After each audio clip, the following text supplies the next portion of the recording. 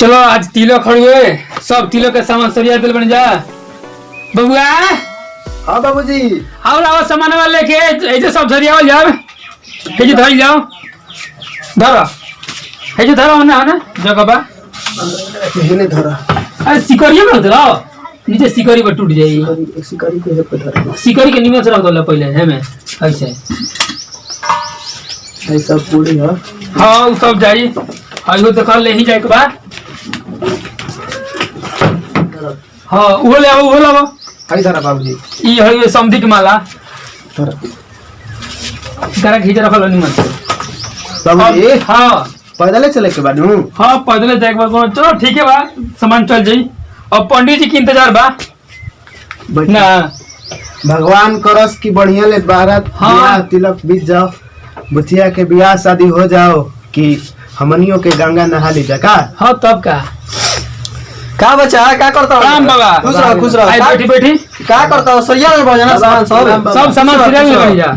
अब खासा बस चले के बाद तिलक है। हां तो चले के क्या करोगे? पैदल जाए के बहुत सब सामान ये तो हम सुनी हां। चलो जाओ रौला चली हमने के सामान उठा सुने सब पैदल नहीं जाए के बा। चलो जा सिकरिया हम बगलिया में धलते नहीं। हां धलो मैं चुरा लियो सब मोर के। हां चलो चले के देरी मत करो सब सामान ले लो। ऐसे बबुआ जाई हो कैसे जाई बाबूजी। एकरा के है ऐसे रख के ऐसे सरिया लो एकरा में होई डालो एकरा में होई डालो। हां चलो एकरा तो हम तले चलो तन धीरे धीरे। और रौला चली चलो रौला चली चलो। एगो लड़का के मामा पियकड़ बा ओकरा खातिर बोतलो लेवे के पड़ता पुलिस देखी तो मुआइए दी ना तो ओकरा चुरा के ले जाए पड़ी तो ऐसे तोप लेता नहीं। हां हो गइल बन जा उतना दूर से पैदल आके प्रणाम चलिए तिलक चगाएं जा। चले के चले तैयारी हो गई। हां सब तैयारी चल कबले महाराज इंतजार करत करत चलो उठाओ सामान। गैया के गोबरानी पायो रघुनंदन हरि गजमोती चौका पुरायो सुना हो रघुनंदन हरि गजमोती चौका ओम मंगलम भगवान विष्णु पहला तो जजमान आ गया ये नंदन मंगलम भगवान विष्णु मंगलम पुनी कछाय दीपा पापा के बेटा ये बबुआ एगो गांव के मशहूर है। हां मोतियानिया बहुत तेज है देखा। तुम आओ सुना हो रघु नंदन हरि तब तिलक का कार्य आगे की ओर बढ़ाया जाए। चढ़ाई जाए बाबा। ना अभी रुक जाओ हाथ में लीजिए चल तने ले लीजिए हाथ धोइए आप भी लीजिए हाथ में ये के नहीं छे या तो रहे मुंह सीधा ले ले फिर से हाथ धोइए आगे फेंकिए पीछे तोर पे आमी मार जामी नहीं बिया होता आप भी हाथ धोइए मंगलम भगवान विष्णु मंगलम पुनी कछाय मंगलम तनोहरि। अपना तिलक का जो भी सामान लाया है चाहिए ये आप अपना हाथ में ले लीजिए छोड़ दीजिए आप भी पकड़ लीजिए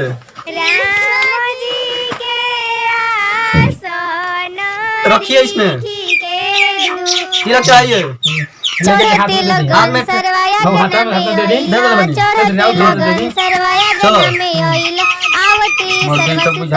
तिलक चाहो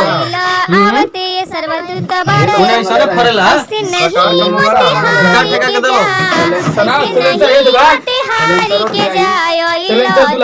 बबुआ के गाड़ी के सलेंसर कवर कर ना बुलेट के सलेंसर चालिए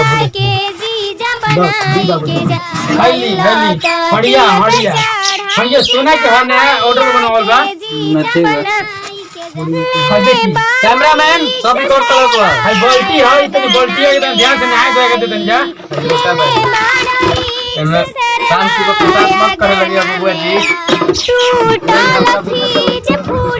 कुछ नहीं का भाई तनी लइका बा खुश बा तगाड़ी बना देती।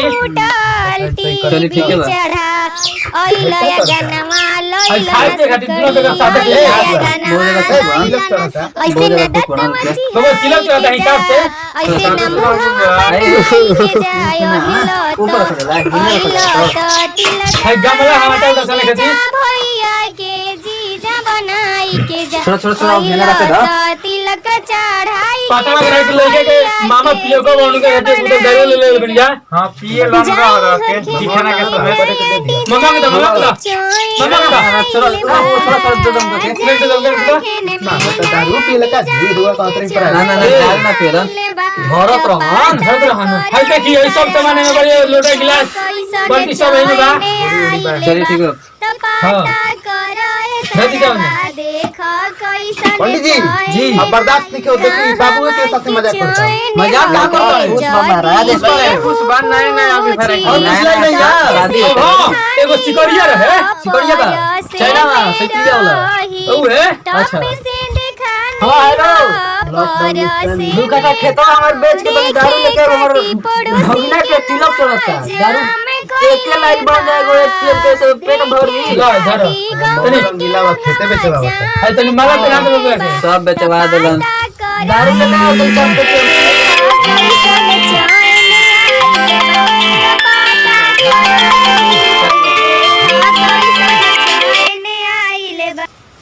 और सब कार्यक्रम हो गेल बाबा सब चाह दे जा सब चढ़ गइल हां अच्छा तनी मुन बेचल बा सब सामान पे छिटवा दो हवने और सब सामान लागल बा जोन आवे वाला घर में नहीं कोने छिटवा दिए चलिए ठीक है छिटवा छिट देते ने सब चले के तिलक चढ़ गइल लइका घर ले जाई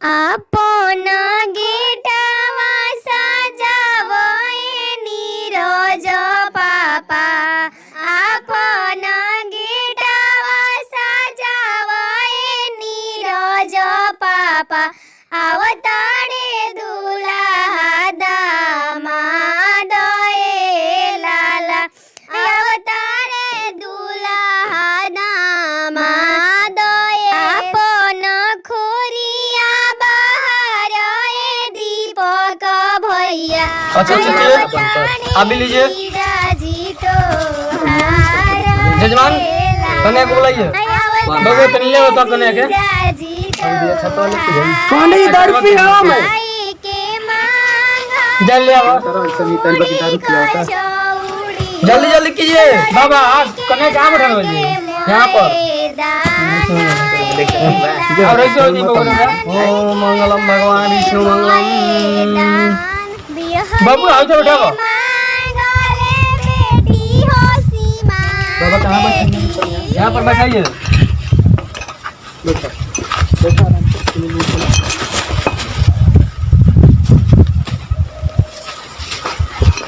नंबर से हो जाएगा कथी के चटैया पापा साहिब बैठल बानी जी हमरो के बैठल बानी जी हमरो के बैठल बा के कर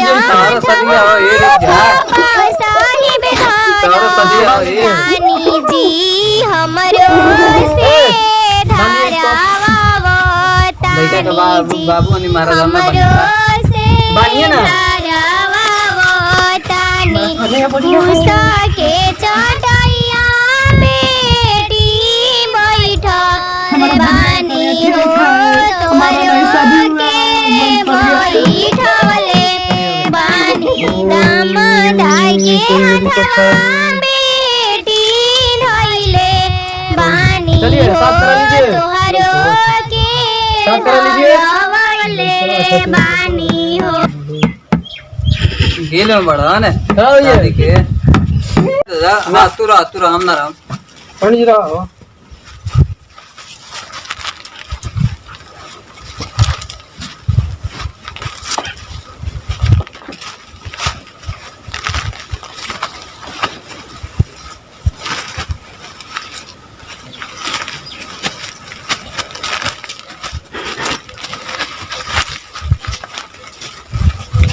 निर्भो करो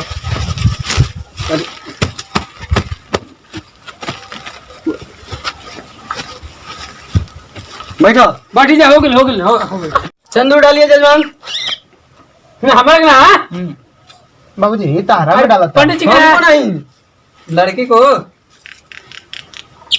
इधर और लइका कैसन बाजी गेल बाता ना नु देखत ने गेल कहेंगे के करू बुझाते इधरों नहीं के के काफी अरे आगे हिंगरा में डाला हिंगरा में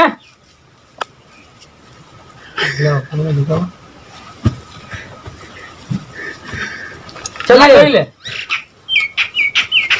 हो गया विदाई का रस्म ना विदाई के पर ओइ छे तनी जा फेंका फेंका ए नीरज पापा फेंका फेंका फेंका ए दीपक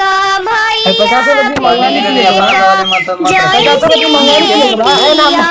कसम खाइए कसम खाते साथ में तक ना छोड़ो लूटा लूटा चलिए विदाई का रस्म किया जाए हाथी भेड़ुआ लूटा लूटा लूटा ए हो नारायण भेड़ुआ लूटा जैसे चोरावा लूटेला वैसे लूट पियावा बाबूजी पियावा और या वरल के पियावा एक क्या बात है हम लोग को बैठाया है इधर हम पूछ रहे हैं ना हाँ जो नहीं दुल्हावा बा हाँ दुल्हावा काहे वैसे करता है ओ महा पागल है भैंस चराता है भैंस चराता है बर्बाद दिन पागल है तुम्हारा लड़की का जीवन बर्बाद हो गया पागल है भैंस चराता है उसका बाप बोल रहा था कि विदेश में रहता था विदेश में नहीं रहता था वो दिन बताई कहा था भैंस है? लेकर नहर पर गया था धोने के लिए अब बहुत फंस गए मेरा में अच्छा पागल है काहे करता है बाबूजी ये हम पागल है भैंस धोता है खाली भैंस खाता है और कुछ नहीं करता है होकर मैदान कर पानी नहीं छूता है अब समझिए क्या बात है लेकर बारात लेकर हमने के बुझाता कि अगर में कुछ कमी बा हम बताइए दिए आपको वही बातें हैं अब तुम समझ जाइए आप तो लीजिए, बड़ा है धरिए ये। हमारा दारू दीजिए हमने जरूर तो धोखा हो गइले हाँ बाबूजी हम कहिए ले कहत रही जहिए ले हम देखत नहीं तिलक ले ओकरा पहले हम दिन आई रही तब हम बार बार कहते हैं ई सब बार बार पंडितवे के दोस्त बाय में पंडित जी के दोस्त बा ठीक कहता नहीं लड़का के बाबू को अनुभव कहता कि लड़का विदेश रहता बकलोल लड़किया से बियाह करा देनी तो पैसा तो मिले के चाहिए नु हां पैसा दे ना महाराज हैं तना निमन काम कर देने अब का चाहिए तो शादी होई त ओकर शादी होखल रहा बूढ़ा के मर जाई त हुए ना ओकर बंद चली त ना हमार वंश खत्म हो जाता तना तो पैसा देम नु हां पैसा मिलना हाँ, महाराज तैयारी 500 रुपया प्रणाम बाबा खुश रहो क्या बात बा प्रणाम बाबा खुश रहो बैठो बैठो। बाबा गोड़ लागत नहीं खुश बाबा रहो बैठो अरे वो तो धोखा देते नहीं हमने के धोखा हाँ कैसन बकलो लड़का से बियाह करवा के ये धोखा महाराज हाँ, लड़का कलल बा कौन लड़का अब विदाई ना होई विदाई ना होई ना कौन लड़का बकलोल बा के कहलो सा है लड़का के मामा का कहता क्या कहलो सब खेला खेल बनिए में कहता कि लड़का बकलो ए महाराज पी के झूठ बोला था झूठ बोलता है हाँ। हमने के तीन के पीछे देखा था कहिए ले क्या देखत है ठीक है झूठ बोलता नहीं। है निकाल लाओ निकालो पी ले ले लाओ भाई। निकालो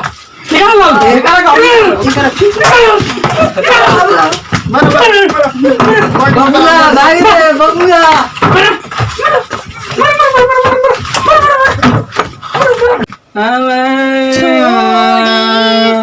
अरे नहीं खेल जाएगा हमें कोरम ठीक नहीं खे लड़का बौला बा लड़का सोना की बा लड़का सोना की बा कहां जाती है बाबू कहाँ जाता है बार बार से क्या करें क्या करें जो चल करने के जाएगा लड़का बौला बा समझ में क्या हो अब दूल्हा होना चाहिए हम दूल्हा हो नहीं हम नहीं घरे घर लड़का पागल बा हाँ अब दूल्हा होना घरे हम ना देखे भाई सब ऐसे मत करो ना, ना। ना देखे ऐसे मत करो चल जा ना गलती के कतनो कपड़ा से करे पर नो जा दूल्हा ना जी दूल्हा अपने घर रही कहां रहा होश में है कि नहीं हो फस में हां होश में है कि ना होश में फस में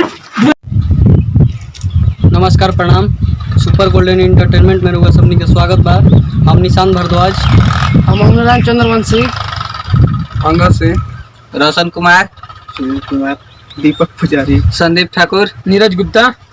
रुआ सबनी के वीडियो कैसा लागल बकलोल दुल्हा पार्ट 2 और हमनी के वीडियो कैसा लागल कमेंट करके बताई। लाइक करी, चैनल के सब्सक्राइब करी और बेल आइकन के दबाई। जय भोजपुरी समाज।